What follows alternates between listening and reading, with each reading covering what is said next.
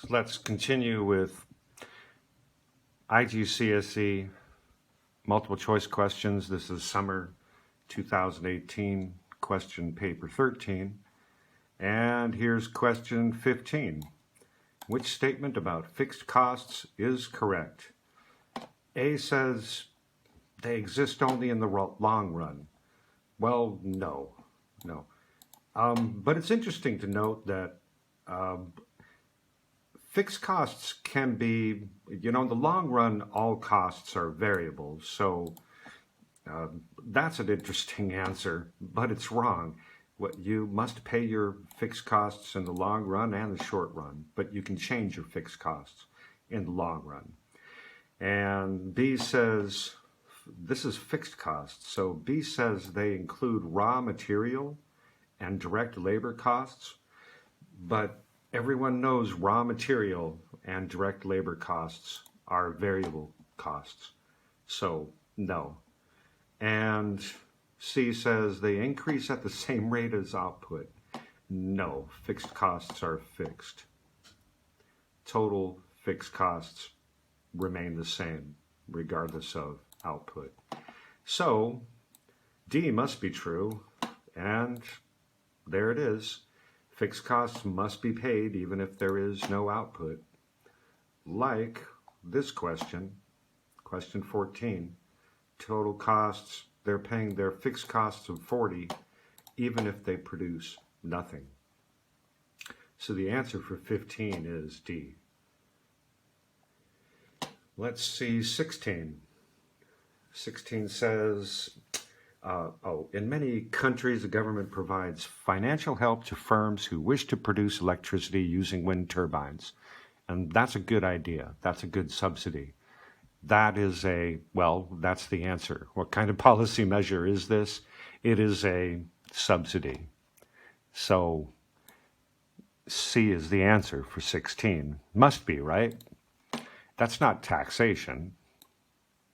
Government provides financial help to firms, and when the government provides financial help to firms, that's the opposite of taxes, and that is a subsidy. It has nothing to do with a maximum price, nothing to do with price. It didn't say anything about price, and the question didn't say anything about deregulation, so financial help, government financial help for firms is a subsidy, and sometimes they subsidize people, but that's called welfare.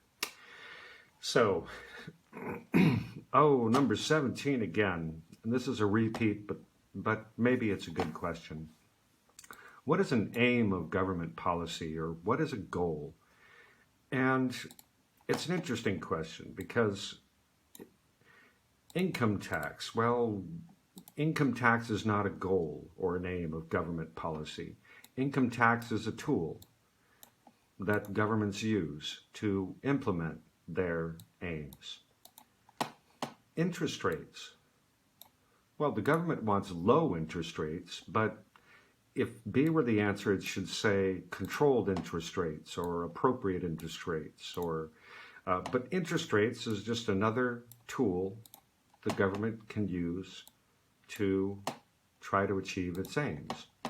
Stable prices is an aim of government policy.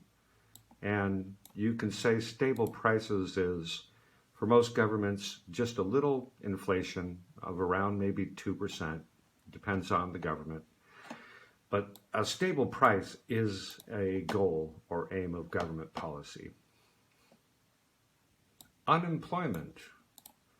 Unemployment is a problem, but the aim of government policy is low unemployment, and D does not say low unemployment, so it's not a goal or an aim.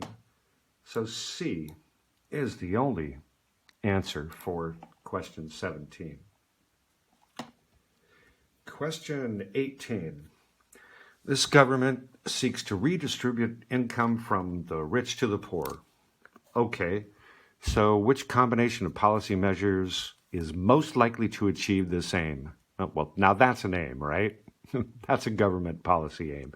Let's see, we should Probably decrease income tax, decrease sales tax, and increase state benefits.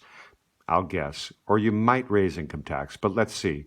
A is decrease sales tax. We definitely must do, right? But state benefits decrease in A, and state benefits go to the poor.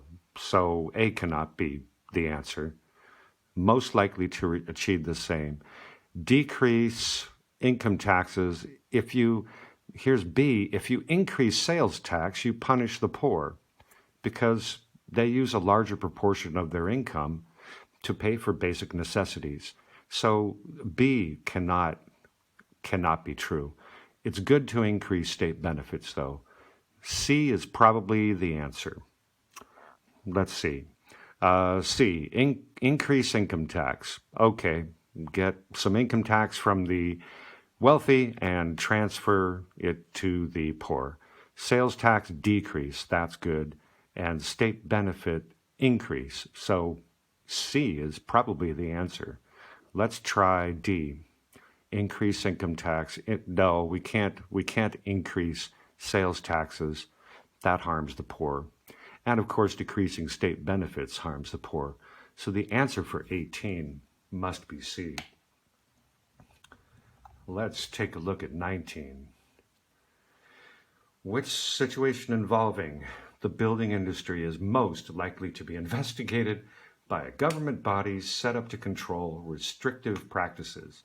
Restrictive practices are collusion, making agreements on a price, making an agreement to, not provide certain products. So, and this is a repeat, but a builder purchasing a lot to develop for housing is standard business, right? But groups of suppliers agreeing to fix prices is a restrictive practice. When you say a group of suppliers agreeing to fix prices, that means they have a meeting and they decide maybe the price, they will all charge a higher price so they can all make economic profits. So B is the answer. Several builders bidding for the same contracts, that's competition. No problem there. And several builders using different sources of supply, that's competition. No problem there. So the answer for 19 must be B. Question 20. Hey, this should be easy. What is a likely consequence of economic growth? Let's see. Decreased. No, not decreased levels of employment.